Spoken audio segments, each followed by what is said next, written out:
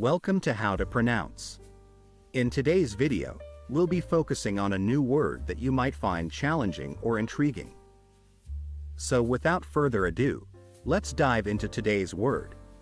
Hieroglyphic, which means a form of ancient Egyptian writing that uses pictures instead of letters. Let's say it all together. Hieroglyphic.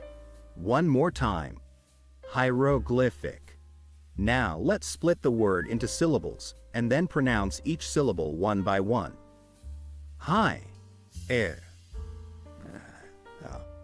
Glyphic. Thank you for joining us on this adventure in pronunciation. Remember, language is a journey, not a destination.